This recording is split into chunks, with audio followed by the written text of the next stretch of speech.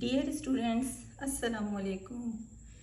Easy chemistry में आपको खुश आमदीद। आज हम Sindh text book board first year class chemistry का लास्ट टॉपिक पढ़ेंगे, थ्योरेटिकल यील्ड, जो कि पेज नंबर 15 पर है। इससे पहले हमने मोल, एवोगैड्रो नंबर्स, मोलर वॉल्यूम, मास mass relationship, stoichiometry, limiting reactant, सारे टॉपिक्स जो है वो एक्सप्लेन किए सक्सेसफुली। आई होप कि आपने वीडियो को अच्छी तरह से देखा होगा और अपनी जो स्टडी है उसको फोकस किया होगा। जी, ये लास्ट टॉपिक आपका थ्योरेटिकल यील्ड, जो कि प्रैक्टिकली इंडस्ट्रियल केमिस्ट्री में बहुत ज़्यादा इम्पोर्टेंट है, क्योंकि बेसिकली केमिस्ट्री जो है वो है ही प्रोडक्टिविटी के हिसाब से, यानी किसी भी फैक्ट्री इंडस्ट्री में कोई भी अमाउंट हमने कितना रिएक्टेंट कंज्यूम करना है, कितने प्रोडक्ट जो है वहाँ पे अमाउंट बनेगा, ये सब रिलेशन जो है वो आपका थ्योरेटिकल प्रैक्टिकल यील्ड में हम डिस्कस करेंगे। अब थ्योरेटिकल यील्ड क्या है, देखिए, maximum amount of product obtain by balance chemical reaction. यानी हमारे पास एक इक्वेशन है और उस इक्वेशन का एक बैलेंस रिलेशन है, और वहाँ से हमने एक अमाउंट जो है वो कैलकुलेट कर लिया कि हम वहाँ पर जो है वो कितना रिएक्टेंट कंज्यूम करेंगे और हमें वहाँ से कितना प्रोडक्ट मिलेगा।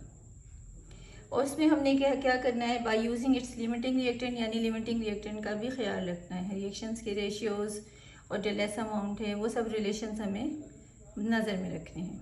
तो इसको हम कहेंगे थ्योरेटिकल यील्ड। लेकिन प्रैक्टिकली जब वो रिएक्शन हम परफॉर्म करते हैं लैब में या इंडस्ट्रीज़ में, तो हमें जो रियल अमाउंट मिलता है उसे हम प्रैक्टिकल या एक्चुअल यील्ड कहते हैं।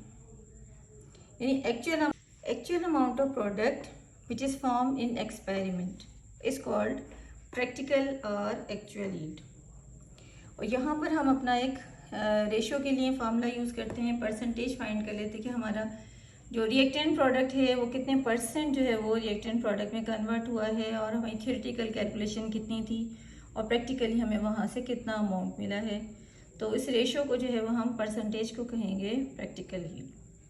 अच्छा, इन दोनों में डिफरेंस का जो है मेन फैक्टर क्या है कि थ्योरेटिकली तो हमने अमाउंट कैलकुलेट किया था कि 100% हमारा अमाउंट इतना होगा, और प्रैक्टिकली हमें उतना नहीं मिला। तो उसके कुछ ख़ास जो है, यानी कुछ स्पेसिफिक रीजंस होते हैं कि कुछ अमाउंट जो रिएक्टेंट का है वो वहाँ पर रिएक्ट नहीं करता, कुछ साइड रिएक्शंस हो जाते हैं, साइड रिएक्शंस में कुछ मॉलिक्यूल्स लॉस हो जाते हैं, और वहाँ पर कुछ रिएक्शन जो है वो रिवर्सिबल परफॉर्म हो जाते हैं जिसमें प्रोडक्ट लॉस हो जाता है। और आफ्टर कंप्लीटिंग रिएक्शन जब हम उनकी डिस्टिलेशन करते हैं, फिल्ट्रेशन या क्रिस्टलाइजेशन करते हैं, वॉशिंग करते हैं, उसमें कुछ प्रोडक्ट का अमाउंट जो है वो लॉस हो जाता है। ये वो सारे फैक्टर्स हैं जिनसे हमारी थ्योरेटिकल यील्ड ज़्यादा होती है, और जब हम प्रैक्टिकली से परफॉर्म करते हैं तो हमारे पास वो अमाउंट नहीं मिलता। तो प्रैक्टिकल जो कैलकुलेशन होती है, एक्चुअल कैलकुलेशन जो होती है, वो इन सारे फैक्टर्स की वजह से थोड़ा सा कम हो जाती है। जी, इसी से related theoretical and practical yield से रिलेटेड आप एक एग्जाम्पल 1.7 एग्जाम्पल डिस्कस करेंगे।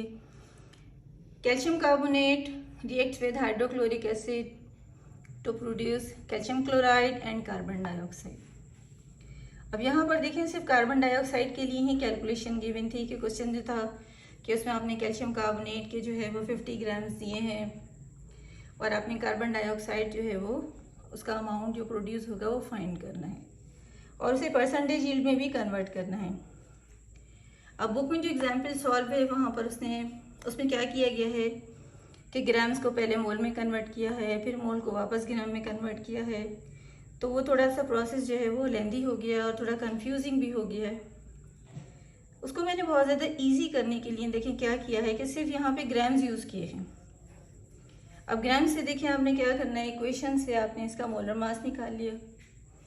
कैल्शियम का 40, कार्बन 12, ऑक्सीजन 16 मल्टीप्लाई 3, 16 3 ज़ा 48 प्लस कर लें 100। इसी तरह से यहाँ पे हमने इक्वेशन में कार्बन डाइऑक्साइड को सॉल्व कर लिया। कार्बन 12, ऑक्सीजन 16 मल्टीप्लाई 2 32, दोनों को प्लस कर लेंगे 44। अब ये देखें, बैलेंस केमिकल इक्वेशन से हमें थ्योरेटिकली एक अमाउंट मिला कि 100 gram calcium carbonate produce carbon dioxide is equal to 44 gram. अब क्वेश्चन में आपको मास गिवन है कैल्शियम कार्बोनेट के लिए 50, और जो वहाँ से प्रैक्टिकल या एक्चुअल यील्ड मिली है वो भी यहाँ पर गिवन है 14.52। अब हमें रिएक्शन की परसेंटेज फाइंड करनी है कि कितना परसेंट रिएक्शन जो है परफॉर्म हुआ।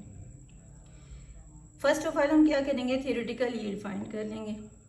थियोरेटिकल यील्ड चूँकि हमने डेफिनेशन में पढ़ा कि जो बैलेंस केमिकल रिएक्शन है वहाँ से हमसे कैलकुलेट करते हैं। तो बैलेंस केमिकल रिएक्शन में देखें हमें यहाँ पे अमाउंट गिवन है 100 gram calcium carbonate produce carbon dioxide 44। वही रिलेशन देखें मैंने यहाँ पर इस तरह से लिखा। थियोरेटिकल यील्ड फाइंड करने के लिए हमने रिलेशन लिखा इक्वेशन से 100 gram calcium carbonate produce carbon dioxide is equal to 44, ये यहाँ से। अब देखिए 50 ग्राम जो है आपको क्वेश्चन में given, 50 gram calcium carbonate produce carbon dioxide is equal to, ये मल्टीप्लाई होगा, ये डिवाइड होगा, ये क्रॉस में है इसलिए मल्टीप्लाई होगा। 44 मल्टीप्लाई 50 अपॉन 100, इससे आप रेशो मेथड है सिंपली उसे सॉल्व कर सकते हैं। 52 ज़ा 100 और 2 से आपने इसको कट कर दिया 22 ग्राम। अब आपके पास फार्मूला है percentage yield is equal to practical yield multiply 100 divided by theoretical. अब ये 100 जो है ये अपने परसेंटेज के लिए यूज़ किया है। प्रैक्टिकली देखें ये आपको क्वेश्चन में गिवन है 14.52 ग्राम, आपने वैल्यू पुट की। थियोरेटिकली देखें आपने ये कैलकुलेट की थी 22 डिवाइड कर लें 100 से मल्टीप्लाई कर लें, 66% यहाँ पर आपको मिली है, यानी कि जो आपका रिएक्शन है वो 66% प्रोडक्ट आपको देगा। जी, परसेंटेज यील्ड से ही रिलेटेड एक सेल्फ असेसमेंट आपकी बुक में पेज नंबर 16 पर है, और ये सेल्फ असेसमेंट अभी जो लास्ट एग्ज़ाम हुए 2023 में, उसमें ये सिंध बोर्ड के एग्ज़ाम्स में जो है ये आई थी। और इसमें इक्वेशन में देखें कि यानी ये रिएक्शन जो क्वेश्चन है आपका, underline under high pressure magnesium metal react with oxygen to form magnesium oxide. 4 gram of magnesium react with excess of oxygen to produce 4.24 gram of magnesium oxide. Calculate the percentage yield of magnesium oxide. अब देखें यहाँ पर हमने एक balance chemical equation को solve किया है, और क्वेश्चन में हमें रिलेशन पूछा है मैग्नीशियम का मैग्नीशियम ऑक्साइड के साथ। तो यहाँ पर देखिए हम क्या करेंगे, ये जो 2 बैलेंस नंबर है इसको हम ऐसे ही लिख लेंगे, और मैग्नीशियम का एटॉमिक मास है 24। अब देखें 24 को आपने 2 से मल्टीप्लाई किया तो 48 ग्राम्स आपके पास आंसर आ गया एक। बिल्कुल इसी तरह से हमने यहाँ प्रोडक्ट में भी ये वैल्यू सॉल्व की है। ये 2 देखें ऐसे लिखा हुआ है, मैग्नीशियम का एटॉमिक मास 24 और ऑक्सीजन है 16, दोनों को प्लस किया 40 और यहाँ 2 से मल्टीप्लाई किया 80 ग्राम। यानी आपके पास एक थ्योरेटिकल रिलेशन क्या मिल गया है कि 48 gram magnesium produce magnesium oxide is equal to 80 gram. ठीक है, अब डेटा हम इसको इस तरह से बना लेते हैं कि मास ऑफ मैग्नीशियम हमें क्वेश्चन में गिवन है 4 ग्राम, प्रैक्टिकल यील्ड भी क्वेश्चन में गिवन है 4.24 ग्राम मैग्नीशियम ऑक्साइड। परसेंटेज यील्ड हमें फाइंड करनी है। परसेंटेज यील्ड के लिए हमारे पास थ्योरेटिकल यील्ड होनी चाहिए। थ्योरेटिकल यील्ड सॉल्व करने के लिए हमने ये इक्वेशन का रिलेशन सॉल्व किया है, और यहाँ से ही हमने इसे रिप्रेजेंट किया कि 48 gram magnesium produce magnesium oxide is equal to 80 gram. ये देखें ये लिखा 48 gram magnesium produce magnesium oxide 80 gram. Question में अमाउंट है 4, ये नंबर मल्टीप्लाई होगा, ये डिवाइड होगा। 80 मल्टीप्लाई 4 अपॉन 48, यहाँ से आपके पास एक आंसर आ जाता है 6.66 ग्राम्स। जी, फार्मूला हमारे पास है percentage yield is equal to practical yield multiply 100 upon theoretical yield. ये 100 हमने परसेंटेज के लिए यूज़ किया है। प्रैक्टिकल यील्ड ये देखें क्वेश्चन में गिवन 4.24 आपने वैल्यू पुट की, 100 लिखा। थ्योरेटिकली ये हमने सॉल्व की है 6.66, और इसे मल्टीप्लाई और डिवाइड करने के बाद आपके पास फाइनली एक आंसर आ गया है 63.66। जी, पेज नंबर 20 पर क्वेश्चन नंबर 3 भी इसी टॉपिक से रिलेटेड है, और वो क्वेश्चन है aluminium chloride is use in the manufacturing of rubber. It is produced by allowing aluminium to react with chlorine. यहाँ टेम्परेचर गिवन है 650 डिग्री सेंटीग्रेड. इक्वेशन देखें, 2 aluminium reacts with 3 क्लोराइडाइन, 3 chlorine gas molecule है यहाँ मोल, और वो produce कर रहे हैं 2 मोल एल्युमिनियम क्लोराइड.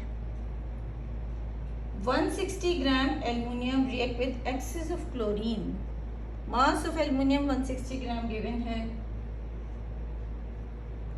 और 650 grams aluminium chloride means practical yield of aluminium chloride आपको गिवन है 650 grams. What is the percentage of aluminium chloride? अब यहाँ पे आपको इसकी परसेंटेज फाइंड करनी है. बिल्कुल वैसे ही हम इसको बजाय इसके कि ग्राम्स को मोल में कन्वर्ट करें, फिर मोल से रिलेशन निकालें, फिर दोबारा से उसको ग्राम्स में कन्वर्ट करें, मैंने एक बिल्कुल सिंपल ईजी सा मेथड यहाँ पर सॉल्व किया है, और वो है आपकी ये इक्वेशन का कांस्टेंट रिलेशन. एल्युमिनियम का नंबर होता है, एटॉमिक मास होता है 27. यहाँ पे 2 है कोफिशिएंट नंबर, तो हम इसे 2 से मल्टीप्लाई कर लेंगे 54. बिल्कुल इसी तरह से आपने यहाँ एल्युमिनियम क्लोराइड को भी सॉल्व कर लिया. ये 2 यहाँ पे, ये वाला 2 आपने कोफिशिएंट ऐसे ही लिख लिया है. एल्युमिनियम के लिए 27, क्लोरीन 35.5, 3 से मल्टीप्लाई किया, ऐड किया, मल्टीप्लाई किया, फाइनली आपके पास आंसर आ गया 267 ग्राम्स. ये आपकी है थ्योरेटिकली. थ्योरेटिकली आपका इक्वेशन से ये ग्राम्स जो आपको मिलने चाहिए. अब इसको हम फर्दर सॉल्व करेंगे गिवन अमाउंट से जो आपको क्वेश्चन में गिवन है, यानी ये वो ग्राम्स हैं जो आपको 54 से मिलेंगे. अब देखें, 54 gram aluminium produce aluminium chloride 267, ये रिलेशन आपने लिखा. 54 gram aluminium produce aluminium chloride 267 grams, ये आपने यहाँ पर ऐसे लिख लिया.